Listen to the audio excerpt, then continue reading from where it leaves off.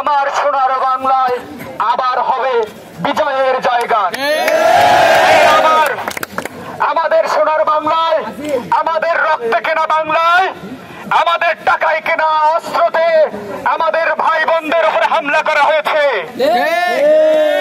আজকে তারা আমাদের দেশটাতে চাষের রাজত্ব চালাচ্ছে।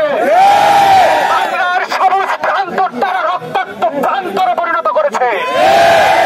কতকাল বসে থাকবেন? অন্ধ কুঠিরে বদ্ধ আবদ্ধ হয়ে নিজের বিবেককে প্রশ্ন করে দেখেন, এই আন্দোলন কি শুধু আমাদের ছাত্রদের? এই আন্দোলন কি আপনার না? এই আন্দোলনে কি আপনার আমার ভাই মারা যায়নি? এই আন্দোলনে আপনার সন্তানও মারা যেতে পারত। তারা কি বলেছিল? তারা তো শুধু অধিকারের কথা বলেছিল, তারা তো শুধু ন্যায্যের কথা বলেছিল। অথচ তাদেরকে কত দোষারোপ করা হলো, তাদের নিষ্পাপ বুকে গুলি চালানো হলো। আপনি কি ভাবছেন এখন আপনি নিরাপদে আছেন? এদেশের আপামর জনতা আর নিরাপদ নেই, আর চুপ করে থাকার সময় নয়। বারবার দীপ্ত কণ্ঠে বলতে হয়, যার যে অবস্থানে আছেন রাস্তায় নেমে পড়েন।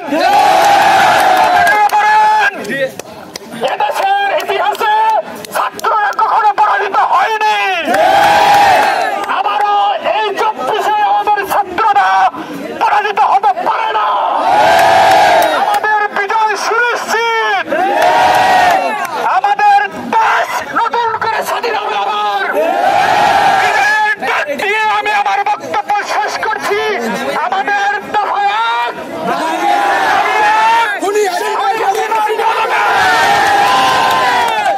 গোপালগঞ্জের গোলাপি,